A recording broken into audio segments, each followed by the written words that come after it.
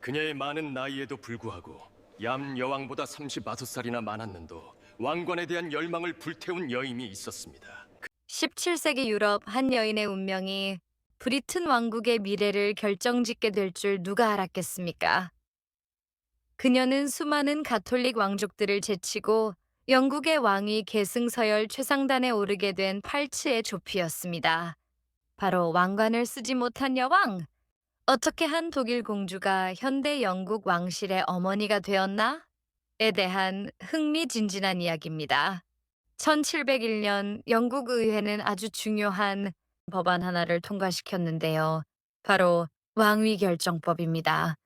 이 법은 무려 50명이 넘는 가톨릭 신자 계승권자들을 건너뛰고 당시 70세였던 스튜어트 왕가의 먼 친척 팔츠의 조피 공주에게 영국 왕관을 넘겨주었습니다. 전쟁으로 모든 걸 잃고 망명지에서 태어난 이 공주가 어떻게 대영제국의 왕위 계승자가 될 수 있었을까요? 이 이야기는 인내와 야망, 그리고 역사의 기막힌 아이러니에 대한 것입니다. 자, 그럼 이 놀라운 이야기의 주인공 조피 공주의 부모님부터 만나볼까요? 조피의 어머니는 엘리자베스 스튜어트 공주로 잉글랜드와 스코틀랜드의 왕 제임스 1세의 딸이었어요. 겨울 왕비라는 별명으로 유명했던 강력한 스튜어트 왕가의 공주였죠. 아버지는 프리드리히 5세였는데 라인강 유역 팔츠의 선제후였습니다. 이분은 유럽에서 가장 오래된 군주 가문 중 하나인 비텔스바흐 가문 출신이었고 신성로마 제국 황제 선출권까지 가진 아주 강력한 분이었습니다. 당시 유럽 개신교 진영의 핵심 인물이었다고 해요. 이렇게 유럽의 두 명문가가 만나게 된 거죠. 하지만 이들의 행복은 그리 오래가지 못했습니다. 1619년 보헤미아의 개신교 귀족들이 가톨릭 합스부르크 가문의 통치에 반발해서 프리드리히 5세에게 왕이 되어달라고 요청했어요. 프리드리히 5세는 유럽 개신교의 수장으로서 이 제안을 기꺼이 받아들였고 프라하에서 보헤미아 국왕으로 대관식까지 치렀습니다. 하지만 이 결정은 비극적인 결말을 가져왔는데요. 합스부르크 가문은 이를 반역으로 간주했고 신성로마 제국 황제 페르디난트 2세가 보헤미아를 공격했습니다. 결국 1620년 11월 백산 전투에서 황제군에게 대패하고 말았죠. 단 1년간의 통치 끝에 왕위를 잃고 겨울 국왕과 겨울 왕비라는 별명을 얻게 됩니다. 이 사건은 결국 유럽 대륙 전체를 휩쓴 30년 전쟁의 도화선이 됩니다. 전투에서 패한 후 프리드리히 5세는 보헤미아 왕위는 물론 본래의 팔츠 선제후 지위와 영지까지 모두 박탈당하게 됩니다. 가족과 함께 네덜란드로 망명길에 올랐고 프리드리히는 잃어버린 지위를 되찾으려 무던히 노력했지만 안타깝게도 1632년 36세의 젊은 나이에 사망하고 맙니다. 엎친 데 덮친 격으로 외가인 잉글랜드에서는 내전이 발생하여 외삼촌 찰스 1세가 1649년 처형당하는 비극까지 겪습니다. 스튜어트 왕가 역시 망명신세로 전락하고 말았죠. 조피 공주는 1630년 부모님이 망명 중이던 네덜란드에서 13명의 자녀 중 12번째로 태어났습니다. 왕족이지만 현실은 망명객의 딸이었던 거죠. 하지만 학문적으로 자유로운 네덜란드에서 성장하며 영어, 독일어, 네덜란드어, 프랑스어까지 능통한 재원으로 자라나게 됩니다. 이렇게 영지도 재산도 없이 떠돌던 공주였기에 조피와 그녀의 자매들은 높은 신분에도 불구하고 결혼 상대를 찾기가 무척 어려웠습니다. 어머니 엘리자베스는 망명 중이던 사촌 찰스, 훗날 찰스 2세가 될 그와 조피가 결혼하길 바랐지만 아쉽게도 성사되지는 못했죠. 그러던 중 한 줄기 빛이 찾아옵니다. 1648년 30년 전쟁이 끝나고 조피의 오빠인 카를 루트비히가 팔츠 선제 후 지위와 영토 일부를 되찾게 됩니다. 이제 조피는 선제 후의 여동생으로서 결혼 시장에서 조금 더 나은 위치를 점할 수 있게 되었어요. 하지만 안타깝게도 오빠의 궁정에서 지내면서 오빠의 아내인 헤센카셀의 샤를로테와 극심한 불화를 겪게 됩니다. 샤를로테는 심지어 조피가 남편과 불륜 관계라는 헛소문까지 퍼뜨릴 정도였다고 해요. 이런 상황 속에서 조피 공주에게 드디어 혼담이 찾아옵니다.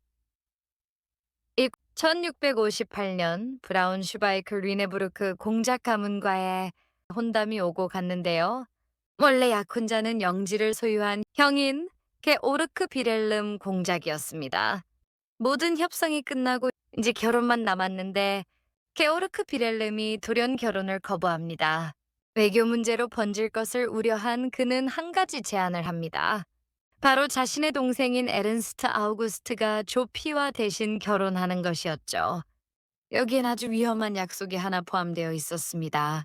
케오르크 비렐름 자신은 평생 결혼하지 않고 자신의 영지를 조피와 에른스트 아우구스트의 후손에게 물려주겠다는 조건이었어요.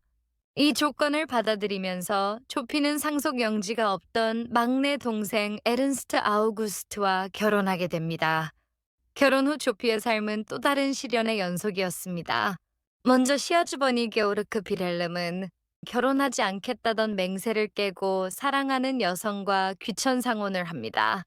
그리고 자신의 자녀에게 상속권을 주기 위해 노력했고, 이는 조피 부부에게 큰 위협이 되었습니다. 설상가상으로 남편 에른스트 아우구스트는 비록 유능한 군주였지만 1670년대부터 클라라 폰 플라텐을 공식 정부로 두게 됩니다. 이 클라라는 조피보다 더 큰 정치적 영향력을 행사했어요.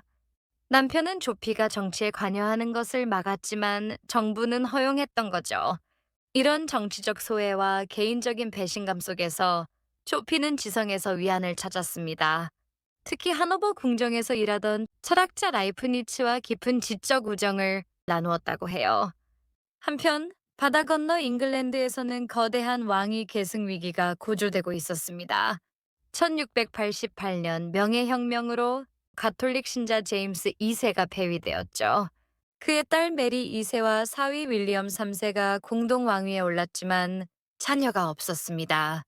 그리고 다음 계승자였던 앤 여왕의 유일한 아들, 글로스터 공작 윌리엄마저 1700년 11세의 나이로 사망하게 됩니다. 이 그림을 보시면 스튜어트 왕가의 복잡한 계보를 알 수 있는데요.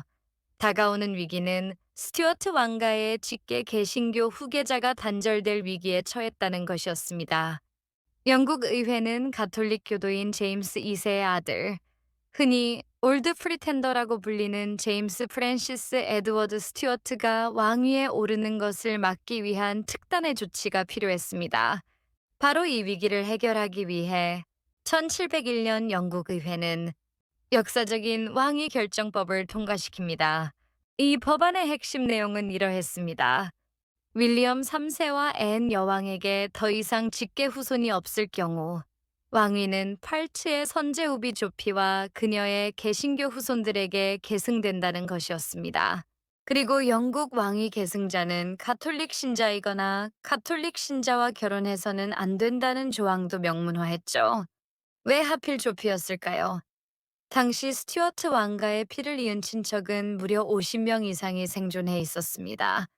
하지만 이들 대부분이 가톨릭 신자였습니다. 조피는 제임스 1세의 외손녀로서 왕위 계승권을 가진 가장 가까운 개신교 신자 친척이었던 겁니다. 그녀의 오빠들과 그 후손들 역시 가톨릭으로 개종했거나 계승 조건에 맞지 않았거든요. 이제 70세가 넘은 조피는 잉글랜드의 왕위 계승자가 된 후 열정적으로 잉글랜드와의 관계에 집중하기 시작했습니다. 하지만 이 과정에서 앤 여왕과의 긴장 관계가 형성됩니다. 앤 여왕은 하노버의 친척들을 자신의 후계자로 맞는 것을 탐탁지 않아 했습니다. 어쩌면 이복 동생인 제임스, 즉 올드 프리텐더에게 더 마음이 기울었을지도 모릅니다. 앤 여왕은 조피와 그녀의 아들이 영국으로 이주하는 것을 허락하지 않았습니다. 이는 앤이 자신의 자리를 위협받는다고 느꼈기 때문이었죠. 그럼에도 불구하고 조피는 잉글랜드 내 지지자들과 활발히 교류하며 자신의 계승권을 확고히 하기 위해 많은 시간과 에너지를 쏟았습니다. 심지어 의회는 조피와 그녀의 후손들에게 자동으로 영국 시민권을 부여하는 법안까지 통과시켜 계승을 도왔습니다. 모두의 예상은 조피가 여왕이 될 것이라는 쪽이었습니다. 1714년 조피는 83세였지만 매우 건강했고, 반면 앤 여왕은 늘 병환에 시달렸거든요. 대부분의 사람들은 조피가 앤 여왕보다 오래 살아 영국의 여왕이 될 것이라고 생각했습니다. 하지만 비극적인 그날이 찾아오고 맙니다. 1714년 6월 8일, 조피는 앤 여왕으로부터 매우 불쾌한 내용의 편지를 받게 됩니다. 이 편지가 그녀에게 큰 정신적 충격을 주었을 것으로 추정됩니다. 그날 저녁 자신의 헤렌하우젠 정원을 산책하던 조피는 갑작스러운 소나기를 만났고, 비를 피하기 위해 서둘러 뛰어가다가 갑자기 쓰러져 사망하고 맙니다. 그녀는 왕관을 눈앞에 두고 정원에서 쓰러졌다는 말이 전해지고 있습니다. 그런데 정말 놀랍게도 말이죠.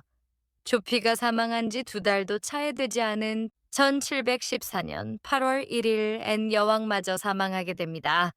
만약 조피가 7주만 더 살았더라면 그녀는 영국 역사상 최고령으로 즉위한 군주가 되었을 것입니다. 참으로 기가 막힌 역사의 아이러니죠. 결국 왕위는 조피의 장남 하노버의 선제후 거르크 루트비히에게 돌아갑니다. 그는 영국의 조지 1세로 즉위하며 하노버 왕조를 열게 됩니다. 이로써 영국과 하노버는 123년간 동군연합, 즉 한 명의 군주가 두 나라를 동시에 다스리는 형태를 유지하게 됩니다. 조피는 비록 왕관을 쓰지 못했지만 더 큰 것을 남겼습니다. 바로 왕조입니다. 그녀는 평생을 전쟁의 상처와 정치적 소외, 그리고 개인적인 배신 속에서 인내하며 살았습니다. 영국 왕위 계승권은 어쩌면 그녀의 재능과 야망을 펼칠 마지막 기회였을지도 모릅니다. 비록 왕관은 쓰지 못했지만 그녀의 피는 끊이지 않고 이어져 현대 영국 왕실의 근간이 되었습니다. 오늘날 5천 명이 넘는 그녀의 개신교 후손들이 영국 왕위 계승서열에 이름을 올리고 있습니다. 그림에서 보시는 것처럼 조지 1세부터 현재 찰스 3세까지 모두 조피의 후손들입니다. 그녀의 진정한 승리는 개인의 통치가 아니라 후손에게 물려준 왕조 그 자체였습니다. Food for thought. 스스로는 왕관을 쓰지 못했지만 거대한 제국의 어머니가 된 역사의 아이러니. 종교와 정치가 뒤얽힌 시대, 한 개인의 운명은 어떻게 국가의 거대한 미래를 결정짓는가? 이 썰에 대한 여러분의 생각은 어떠신가요? 댓글로 남겨주세요. 더 흥미로운 썰을 위해 구독과 좋아요라는 수사비를 지원해주세요. 다음에 뵙겠습니다.